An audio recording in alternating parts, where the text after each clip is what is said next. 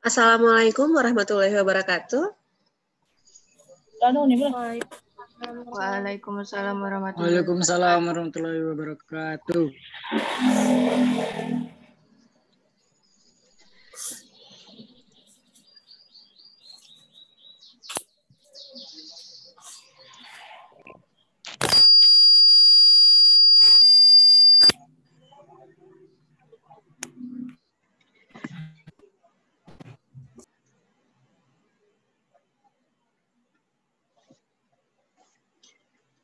Anak-anak, pada pertemuan kali ini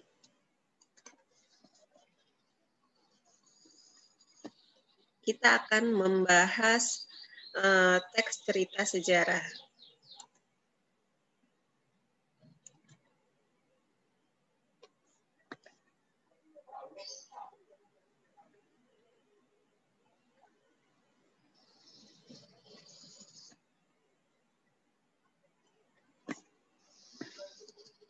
Bentar ya. Waalaikumsalam warahmatullahi wabarakatuh.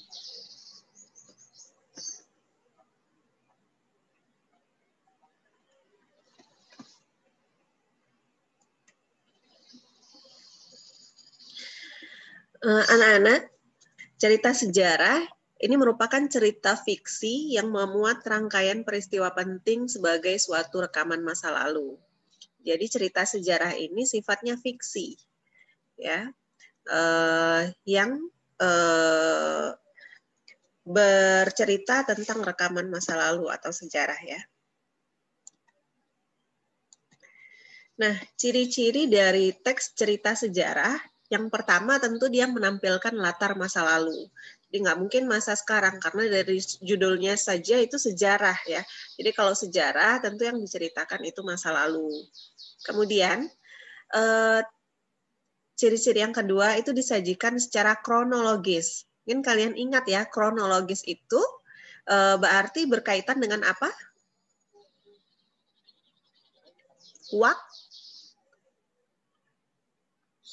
Berkaitan dengan apa? Waktu. Iya, waktu. Jadi kalian kata kuncinya kronologis itu waktu, ya. Jadi kalau disajikan secara kronologis berarti dia sesuai dengan urutan waktu, ya. Kalau konjungsi kronologis berarti dia kata hubung atau kata sambung yang menunjukkan urutan waktu, gitu. Jadi kalian yang perlu kalian ingat, kata kuncinya kronologis itu waktu, ya. Kemudian sering menggunakan konjungsi temporal. Isinya berupa fakta dan fiksi. Jadi dalam teks cerita sejarah itu ada faktanya. Gitu ya, apa yang diceritakan? Misalnya, kalian ingin mengangkat cerita sejarah tentang Danau Dendam. Ya, Danau Dendam Tak Sudah. Maka kalian harus cari dulu fakta-faktanya apa. Ya, oh faktanya dulu pernah ada kerajaan, misalnya itu ada seorang putri dan itu faktanya apa, kalian cari dulu. Nah, setelah mencari faktanya, kemudian dalam membuat cerita sejarahnya nanti diberikan unsur-unsur fiksi, gitu ya. Ada tokohnya, ada alur dan sebagainya. Anak-anak, manfaat dari membaca teks cerita sejarah, yang pertama tentu itu menjadi sumber belajar, keteladanan, yakni mempelajari kesuksesan dan kegagalan dari cerita masa lalu tersebut. Kemudian, memperteguh sikap kebangsaan, memperjelas identitas dan kepribadian bangsa, kemudian dapat menjadi sumber inspirasi, ya, dan juga dapat menjadi sarana rekreatif, ya. Jadi bisa buat ini juga hiburan, refreshing, ya, membaca cerita sejarah itu. Nah, nilai-nilai yang terkandung dalam teks cerita sejarah, ya, itu bisa terkandung nilai religinya, nilai moral, nilai sosial, hubungan antara manusia, nilai budaya, nilai estetika atau keindahan, nilai pemerintah, dan nilai pendidikannya. Nah, tentunya K13 ini kita berbicara tentang teks, salah satu yang selalu kita bahas yaitu struktur. Lalu muncul itu struktur, ciri-ciri kebahasaan atau kaidah kebahasaan. Nah, bagaimana struktur dari teks cerita sejarah? Teks cerita sejarah ini strukturnya terdiri dari 3 bagian. Ya. Yang pertama itu orientasinya dulu. Ya. Orientasi itu pengenalan, pendahuluan, pengantar. Ya. Terus kemudian komplikasi. Nah, komplikasi ini terdiri dari peristiwa satunya apa, peristiwa 2, peristiwa 3, dan seterusnya.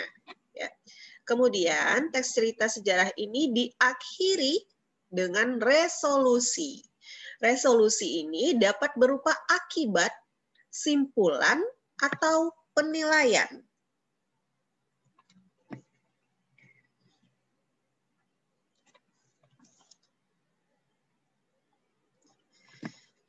Kemudian, unsur-unsur teks cerita sejarah. Nah, anak-anak, teks cerita sejarah tadi kan sudah kita bahas bahwa itu merupakan cerita fiksi. Ya, cerita fiksi berarti dia masuk ke jenis genre sastra prosa fiksi. Mungkin dulu sudah pernah Ibu singgung pada tahun sebelumnya bahwa sastra itu terdiri dari 3 bagian. Yang apa aja itu sastra? Sastra terdiri dari apa aja? Pada lupa ya? Ayo apa? Jawab aja, nggak apa-apa. Nggak didenda kalau salah.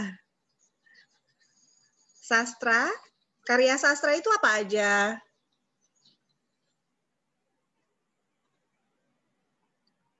Yang barusan Ibu bilang apa? Cerita sejarah termasuk apa? Fiksi. Ya, fiksi, prosa fiksi. Nah, selain prosa fiksi ada apa lagi? Non fiksi. Iya, non fiksi ya, itu bukan ini. Terus yang lain, selain itu apa lagi? Nah, Ibu mengingatkan ya, kalau anak-anak lupa, ini perlu kalian ingat. Sastra itu dibagi menjadi 3, ada puisi, ada prosa fiksi, dan ada, mulai ingat ya, satu lagi apa? Drama. Iya, betul Amila ya. Satu lagi drama. Jadi karya sastra itu ada 3, puisi, prosa fiksi, dan drama. Nah, prosa fiksi itu sendiri berdasarkan periodisasi sastranya dibagi menjadi 2. Ada prosa lama, ada prosa baru gitu ya. Nah, cerita sejarah ini termasuk prosa fiksi. Ya. Nah, karena dia prosa fiksi, tentu unsur-unsur teksnya itu sama saja dengan unsur-unsur teks pada cerpen, pada novel ya. Nah, ini sudah kita pelajari di kelas 11 ya. Unsur-unsur prosa fiksi itu kan dibagi menjadi 2. Ada unsur intrinsik dan ada unsur ekstrinsik. Unsur intrinsik adalah unsur-unsur pembangun dari sebuah karya sastra tersebut ya. Nah, sedangkan unsur-unsur ekstrinsiknya itu unsur-unsur yang berada di luar karya sastra tersebut. Tapi kehadirannya turut mempengaruhi terciptanya karya sastra tersebut. Nah, unsur intrinsik ya. Nah, itu ada 7 ya. Ada tema, amanat, tokoh dan penokohan, latar atau setting, plot dan alur, sudut pandang dan gaya bahasa. Tema itu berkaitan dengan pertanyaan apa? Ini perasaan udah pernah Ibu jelaskan deh sama kelas kalian. Tema berkaitan dengan apa, Nak? Berkaitan dengan pertanyaan tentang apa karya sastra tersebut. Kalau ini cerita sejarah, tentang apa cerita sejarah itu tema ya. Nah, dalam sebuah teks temanya pasti hanya ada 1 ya, jadi nggak mungkin banyak ya. Jadi tema itu ide sentral cerita, tentang apa cerita tersebut. Nah, itulah tema ya. Kemudian amanat. Kalau amanat apa? Pesan Iya. cerita. Iya, benar ya. Amanat adalah pesan cerita atau pesan moral yang ingin disampaikan oleh pengarang kepada pembaca melalui karya sastra tersebut. Nah, kalau tadi tema dalam sebuah cerita itu pasti hanya ada satu, sedangkan amanat dalam cerita itu bisa banyak. Ya. Ya, bisa banyak ya. Misalnya cerita apa? Cerita Maling Kundang deh yang familiar ya. Nah, kalau Maling Kundang itu bercerita tentang apa, Nak? Anak durhaka, Bu. Iya, bercerita anak yang durhaka kepada ibunya. Nah, kira-kira dari cerita Maling Kundang yang sudah pernah kalian dengar, itu amanat yang bisa kalian ambil apa aja? Pesan moral yang bisa kalian petik apa aja? Pertama, jangan durhaka. Iya, pertama jangan durhaka. Lalu apa lagi? Jangan sombong. Jangan sombong. Kemudian jangan ingkar janji. Dia kan Maling Kundang kan dia berjanji ya sama ibunya sebelum dia berangkat merantau bahwa dia akan kembali setelah dia berhasil ya. Terus apa lagi?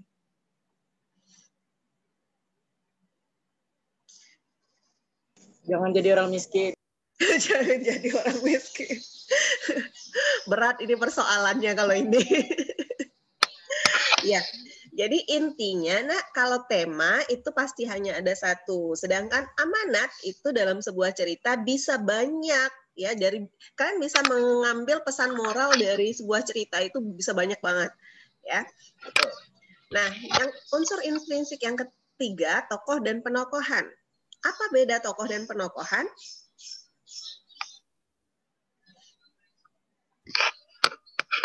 Apa bedanya tokoh dan penokohan? Tokoh orangnya, kalau penokohan wataknya. Iya, bagus. Ya, kalau tokoh itu orangnya atau pelaku, sedang penokohan ini perwatakan atau karakteristik dari tokoh tersebut. Ya. Nah, kalau tokoh ini bisa tokoh utama, tokoh sampingan, tokoh protagonis ya yang mengikuti alur cerita atau tokoh antagonis yang melawan alur cerita ya. Terus kemudian sedangkan penokohan sendiri itu dibagi menjadi dua. Sifat fisik dan sifat psikis ya. Sifat fisik itu sifat-sifat yang dapat dilihat secara physically. Ya, dapat kita lihat secara nyata. Ya. Sedangkan sifat psikis itu yang tidak dapat kita lihat. Nah, sifat fisik contohnya apa? Berkulit sawo matang, bertubuh sokot, ya Anugrah. Kemudian berkumis tebal. Terus kemudian apa? Bertubuh tinggi dan sebagainya ya. Itu adalah sifat-sifat fisik ya. Sedangkan kalau sifat psikis apa, Nak?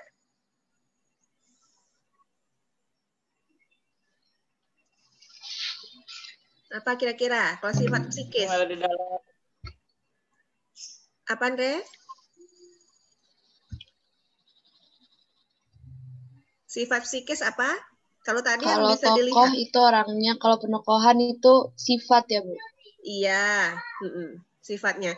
Jadi kalau penokohan tadi kan dibagi menjadi dua, ada sifat fisik, ada sifat psikis. Kalau sifat fisik itu yang bisa dilihat secara fisik orang tersebut. Sedangkan sifat psikis itu yang secara psikologis ya. Jadi sifat fisik tadi misalnya berkulit putih, bertubuh tinggi, berkumis tebal, gitu dan sebagainya. Nah kalau sifat psikis apa kira-kira?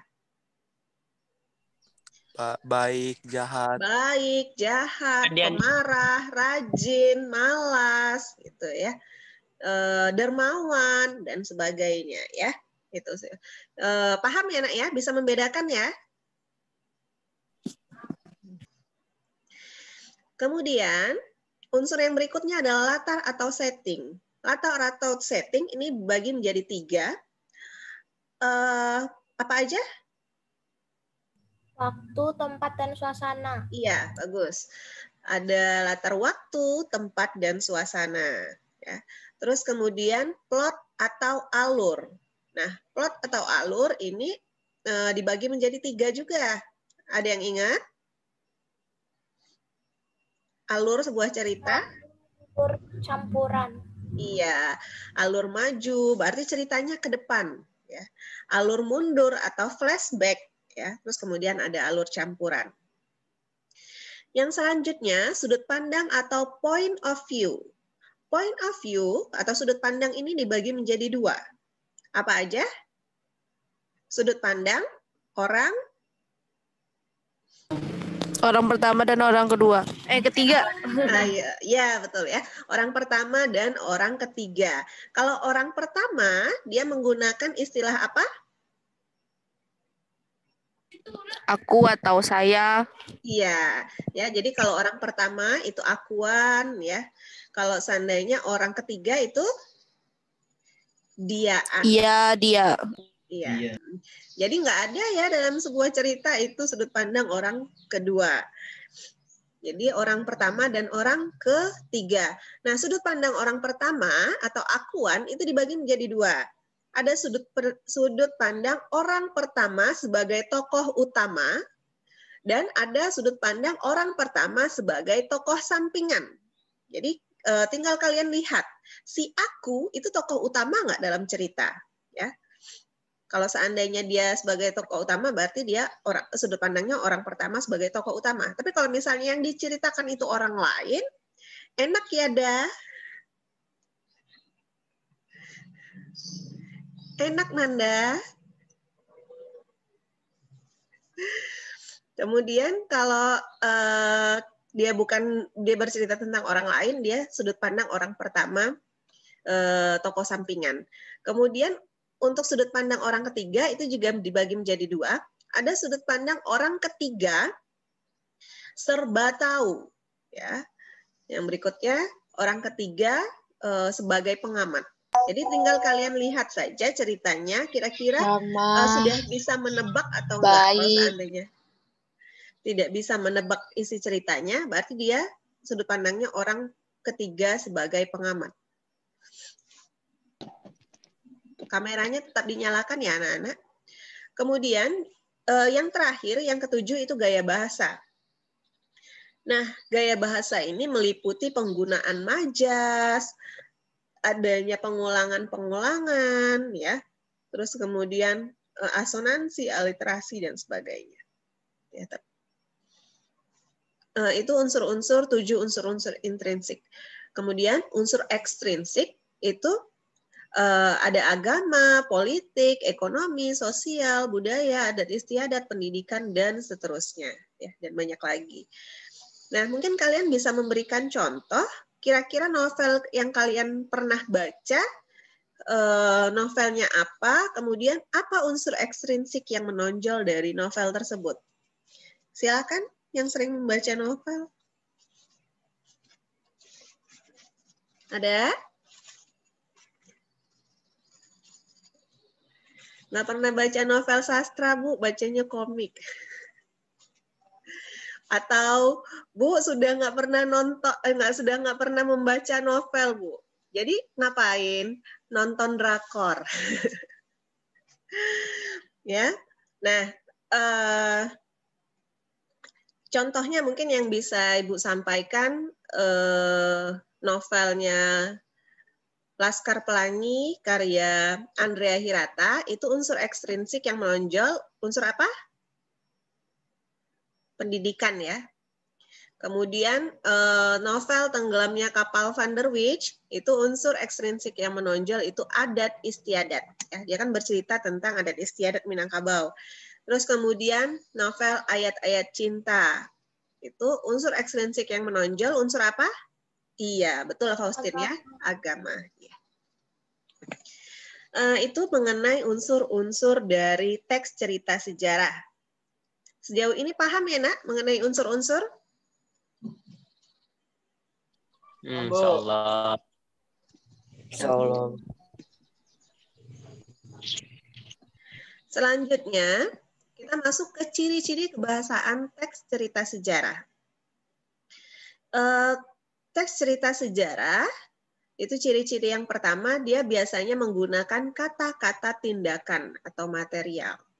Misalnya menulis, gitu ya, dan sebagainya. Kemudian kata keterangan waktu dan tempat, ya. Misalnya apa ya? Pagi itu di sekolah. Nah, itu kan sudah menunjukkan ya, pagi itu waktu, terus kemudian tempatnya di sekolah, atau pagi itu dia berjalan di lorong gang yang sempit.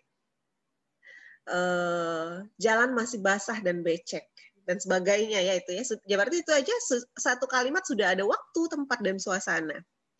Kemudian konjungsi temporal. Ya, jadi ini menggunakan konjungsi itu kata sambung atau kata hubung ya yang menunjukkan hubungan waktu. Kemudian konjungsi kausalitas. Kalau temporal itu berkaitan dengan waktu, kalau kausalitas berkaitan dengan apa? Kausal. Sebab akibat. Iya. Kalau kausalitas itu sebab akibat ya. Kemudian menggunakan majas atau bahasa kias. Selanjutnya, langkah-langkah menemukan informasi penting dalam teks cerita sejarah. Jadi kalau kalian ingin menemukan informasi penting dalam teks cerita sejarah, langkah pertama yang harus kalian lakukan adalah membaca teks cerita sejarah atau novel sejarah dengan seksama. Jadi kalian membaca dulu keseluruhan. Setelah itu, kalian identifikasi pokok isi dalam teks cerita atau novel sejarah tersebut. Kemudian, mencatat pokok-pokok isi dalam teks atau cerita atau novel sejarah tersebut. Jadi itu ya langkah-langkah menemukan informasinya. Selanjutnya, langkah-langkah menulis teks cerita sejarah. Yang pertama, menentukan topik. Ya. Jadi kalian harus tahu dulu ini kira-kira apa sih yang mau kalian angkat ceritanya. Sebentar ya. Nah, misalnya yang kalian ingin angkat ceritanya tentang apa? Ada? John Wick. Cerita sejarah Bengkulu misalnya, cerita sejarah Bengkulu. Apa misalnya yang ingin kalian angkat?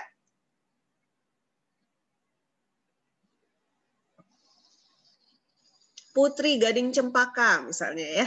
Danau Dendam. Apa? Nggak jelas. Danau Dendam. Danau Dendam Tak Sudah boleh. Misalnya kalian ingin menentukan topiknya tentang Danau Dendam Tak Sudah. Nah, setelah kalian tahu ya topiknya nih, cerita tentang apa Danau Dendam Tak Sudah, langkah kedua kalian mengumpulkan fakta. Mengumpulkan fakta ini ada banyak cara, ya. Yang pertama, kalian mendatangi atau wawancara ke orang yang memang tahu tentang sejarah tersebut. Misalnya orang-orang tua ya, yang udah orang asli Bengkulu atau mungkin yang sekitaran di Danau Dendam, ya. Kalian tanya secara langsung, ya. Pak, saya mau tanya nih tentang cerita apa itu sejarahnya seperti apa, gitu ya. Jadi kalian mencari informasi secara langsung kepada narasumber yang memang dianggap tahu ya tentang teks cerita sejarah yang akan kalian angkat. Kemudian cara lainnya kalian mencari fakta-fakta bisa melalui buku, ya, artikel, baik itu yang dicetak maupun yang diterbitkan secara online atau kalian googling ya. Gitu. Jadi banyak cara ya. Terus kemudian setelah kalian mendapatkan fakta-fakta, fakta-fakta itu kalian rangkai. Ya, kalian buat kerangkanya. Ya. Kalian buat kerangkanya, misalnya yang pertama ceritanya tentang apa? Sebuah kerajaan, dia punya anak, punya apa? Ada seorang putri dan sebagainya gitu ya. Terus cerita kedua apa misalnya? Kerangka yang kedua misalnya ada seorang pria tidak mampu atau apa gitu mencintai putri dan sebagainya gitu ya. Terus kemudian setelah kalian membuat kerangkanya dari awal sampai dengan akhir, langkah terakhir tentu kalian mengembangkan kerangka tersebut menjadi sebuah teks yang utuh. Ya.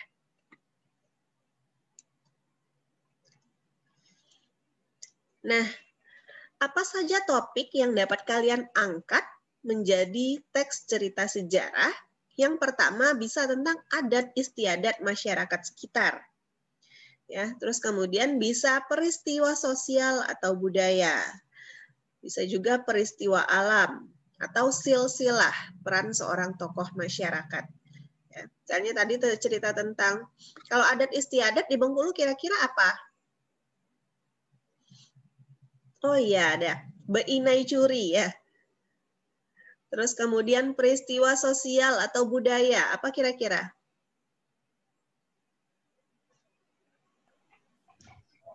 Abon. Iya, boleh tabot ya. Kalau peristiwa alam seperti Danau Dendam tadi ya. Terus kemudian ada lagi tuh kalau ini apa peristiwa alam tuh sebenarnya banyak banget ya yang bisa kalian angkat di Bengkulu. Di Kaur itu kalau nggak salah Ibu ada pantai apa ya yang ada gundukan karangnya. Ya, itu ada sejarahnya juga di Kaur itu. Ya. Terus kemudian silsilah, peran seorang tokoh masyarakat. Nah, misalnya apa? Putri Gading Cepaka atau apa gitu ya.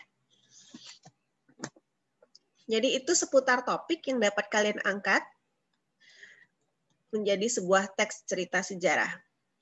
Nah, kalau kita ingin menyunting sebuah teks cerita sejarah, itu sudah ada sebuah teks cerita sejarah, kalian ingin menyuntingnya, maka aspek-aspek yang perlu kalian perhatikan, yang pertama itu strukturnya. Jadi kalian lihat strukturnya benar nggak? Ya, seperti yang sudah kalian pelajari tadi, bahwa teks cerita sejarah strukturnya terdiri dari berapa?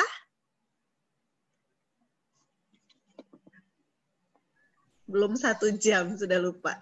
3 ya tadi orientasi. Kemudian aspek yang kedua yaitu dilihat dari kaidah kebahasaannya. Ya, gimana penggunaan kaidah kebahasaannya. Dan yang terakhir itu penggunaan ejaan atau tanda bacanya. Anak-anak, itu ya mengenai materi kita pada pertemuan kali ini tentang teks cerita sejarah. Sejauh ini cukup jelas? Jelas ya? Kalau tidak ada pertanyaan, itu ya materi kita tentang teks cerita sejarah.